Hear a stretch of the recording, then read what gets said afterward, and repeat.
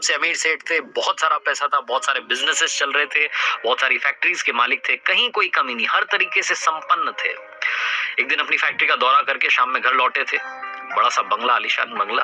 अंदर पहुंचे तो देखा कि घर वाले सारे लोग जो थे पूजा पाठ कर रहे थे, शाम की आरती चल रही थी।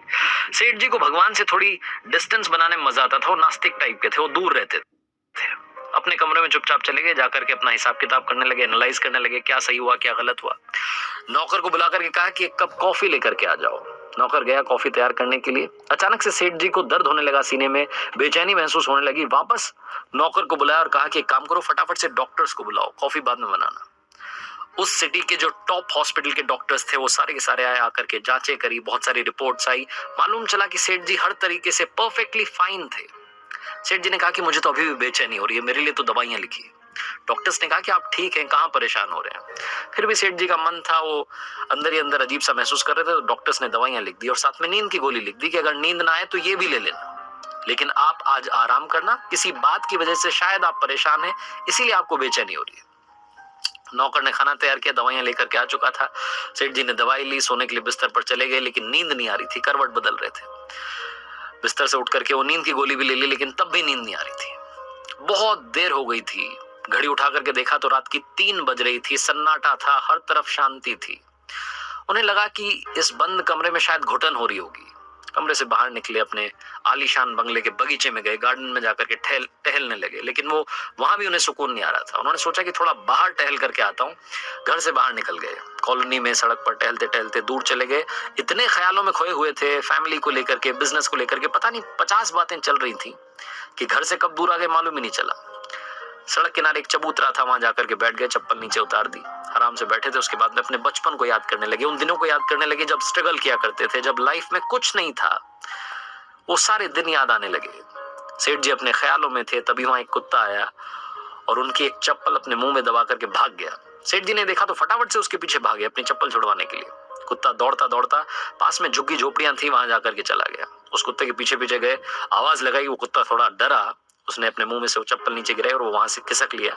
सेठ जी ने दूसरी वाली चप्पल भी पहनी और वापस अपने घर के लिए आने के लिए तैयार थे। उन्हें याद आया कि घर भी तो चलना है, कितनी देर से बाहर बैठा हूं। तभी उन्हें किसी के रोने की आवाज आने लगी।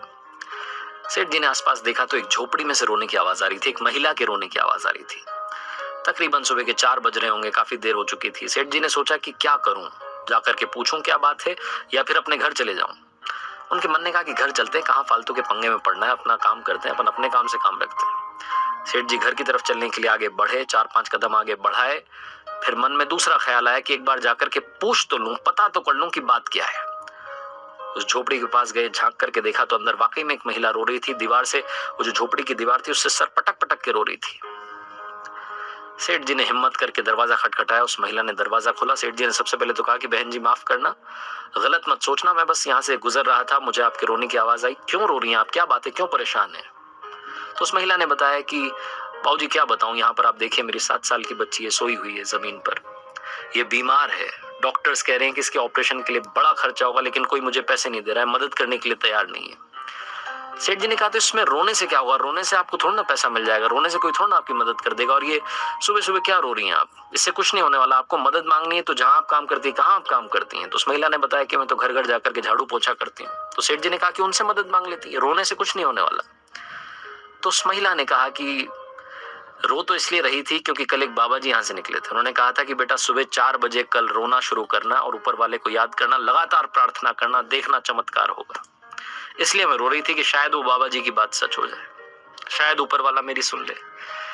सेठ जी ने जब ये सुना तो उनका दिल पिघल गया। उन्होंने फटाफट से कॉल किया, एम्बुलेंस आई, डॉक्टर्स को कॉल कर दिया कि इस बच्ची का ऑपरेशन होना है, जितना खर्चा होना है वो सब आप मुझसे लेना, आप इस बच्ची को ठीक कर दो, स्वस्थ कर दो। और उस महिला को कहा कि आप कल से ही मेरे यहाँ पर आकर के नौकरी शुरू कीजिए, मेरे पास बहुत सारी फैक्ट्रीज हैं, आपको जहां काम करना है वहां काम करना।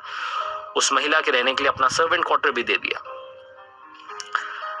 सेठ जी की जो बेचैनी थी वो तो उसी वक्त खत्म हो गई थी जब उन्होंने एम्बुलेंस को कॉल किया था, डॉक्टर से बात की थी, लेकिन मन में एक शंका थी, एक डाउट था जो लगातार चल रहा था। सेठ जी सोचने लगे कि मैं ऊपर वाले से इतनी डिस्टेंस रखता हूँ, नास्तिक हूँ, मुझे मतलब ही नहीं है, लेकिन क्या वाकई में ऊपर वाला है? ये क्या चक्कर है कि वो बाबा जी ने कहा कि 4 बजे रोना शुरू करना। मैं वहां पर किस्मत से पहुंच गया और उस महिला की मैंने मदद कर दी। सेठ जी के मन में 50 ख्याल आने लगे। फिर दूसरा ख्याल आया कि अगर वाकई में ऊपर वाला है तो हम ये नीचे वाले जो लोग हैं ये क्यों लड़ रहे हैं, वो क्यों हमें लड़ा रहा है धर्म के नाम पर, जात पात के नाम पर। उस महिला से ना तो मैंने जाति पूछी, ना उसने मेरी जाति पूछी, ना हमने एक दूसरे की जाति पूछी।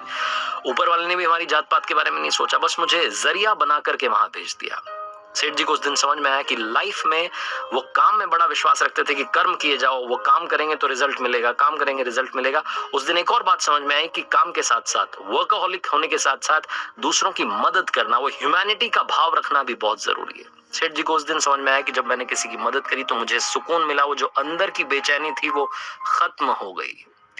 दुनिया में ऊपर वाले ने सिर्फ एक धर्म बनाया जिसे ह्यूमैनिटी कहते हैं, मानवता कहते हैं, इंसानियत कहते हैं।